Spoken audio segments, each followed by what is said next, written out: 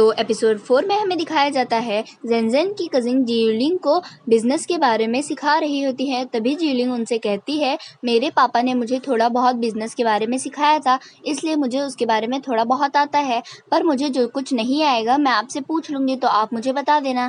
फिर जियोलिंग बिजनेस की बुक्स पढ़ने लगती है और फिर वो पढ़ के कहती है कि इसमें पैसों की कुछ गड़बड़ हुई है, इधर पे जितना अमाउंट रहना चाहिए उससे ज़्यादा लिखा हुआ है।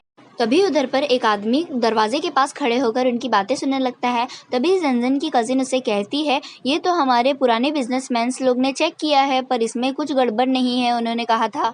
तभी जियोलिंग दरवाज़ा बंद करने के लिए जाती है तो उधर पर किसी की परछाई दिखती है उसे और वो सोच में पड़ जाती है कि ये कौन खड़ा था इधर पे, हमारी बातें कौन सुन रहा था खड़े होकर।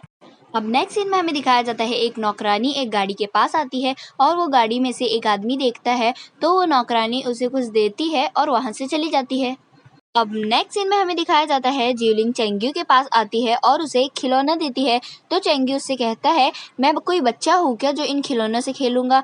तो जियोलिंग अपना पास्ट याद करने लगती है जब वो अपने छोटे भाई के साथ खेला करती थी और टाइम बिताया करती थी। अब नेक्स्ट सीन में हमें दिखाया जाता है जियोलिंग वहाँ से जा रही होती है। तभी उधर पर मैडम सू जा रही होती हैं अपनी एक नौकरानी के साथ। तो फिर वो दोनों खड़े होकर बातें करने लगते हैं और फिर जियोलिंग उनसे पूछती है कि ये जो बकेट लिया है साथ में उसमें क्या है। तो मैडम सू से दिखाती है कि ये एक टॉनिक सूप है, मैंने चेंग्यू के लिए बनाया है।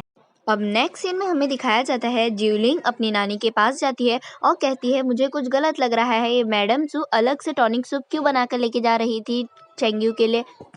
तो जेनजेन की खाला जियोलिंग से कहती है, नहीं मैडम सू दिल की बहुत अच्छी है और वो ऐसा कुछ नहीं कर सकती चेंग्यू के साथ। तो उसकी नानी कहती है, हाँ मैडम सू तो बहुत अच्छी है, वो ऐसा नहीं कर सकती हैं।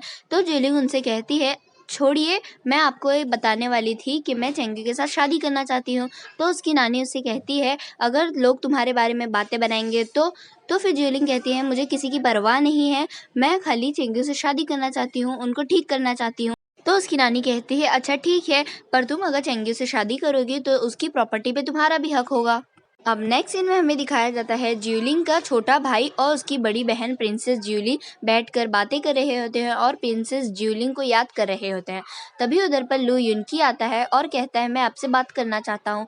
तो कहती है प्रिंसेस जियोली कि ठीक है, बताओ क्या बात करना चाहते हो तुम मेरे साथ। तो लू युनकी कहता है कि मैं तुमसे शादी करना चाहता हूँ और राजा भी मान गए हैं इसके लिए।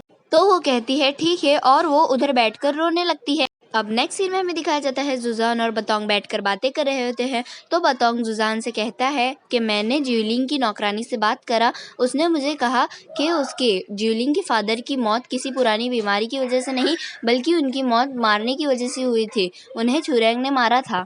अब नेक्स्ट सीन में हमें दिखाया जाता है जियोलिंग और चेंग्यू अपने पास्ट को याद करके बातें कर रहे होते हैं और वो लोग अपने बचपन के बारे में एक दूसरे को बता रहे होते हैं। अब नेक्स्ट सीन में हमें दिखाया जाता है सब लोग खाने की टेबल पे बैठकर बातें कर रहे होते हैं और फिर जियोलिंग अपनी नानी से कहती है कि मैं चाहती हूँ इस साल लांटेन फेस्टिवल मनाया जाए और मैं चाहती हूँ कि चेंग्यू अब की मेरे साथ बाहर जाए। तभी जेनजेन की कजिन जियोलिंग से कहती है, नहीं चेंग्यू बाहर नहीं जा सकता क्योंकि वो इतने सालों से बाहर नहीं गया है घर के, तो इसलिए वो अब भी नहीं जा सकता है। अब नेक्स्ट सीन में हमें दिखाया जाता है स्टीवर्ट गाओ जियोलिंग से कहता है कि आपने मुझसे कहा था कैपिटल सिटी का कुछ इंटरेस्टिंग जानने के लिए और मिलाने के लिए, तो मैं आपके लिए कुछ लाया हूँ। तो जियोलिंग से कहती है, क्या लाए हैं। तो वो उसे एक मैप देता है और कहता है, ये कैपिटल सिटी का मैप है और ये मुझे मिल गया इसलिए मैंने आपके लिए लाया हूँ।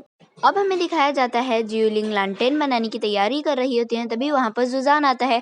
तो जियोलिंग उससे कहती है कि तुम मेरा पीछा क्यों कर रहे हो। तो जुजान कहता है, मैं तुम्हारा पीछा नहीं कर रहा था, मैंने खाली गाड़ी खड़ी देखी इसलिए मैं आ गया। तो जुजान उससे फैंग फैमिली के एक मेंबर के बारे में पूछने लगता है। तो जियोलिंग उससे कहती है, मुझे इसके बारे में कुछ भी नहीं पता और पता भी होता तो मैं तुम्हें नहीं बता सकती। और कहती है, इसके अलावा अगर तुम्हें कुछ नहीं कहना तो तुम यहाँ से जा सकते हो। अब नेक्स्ट सीन में हमें दिखाया जाता है जियोलिंग और लियोयर बैठकर लांटेन बना रही होती है। तभी उधर पर मैडम सू पीछे से उन्हें घूर घूर के देखने लगती है। अब यहीं पर हमारा एपिसोड 4 खत्म हुआ। Thanks for watching.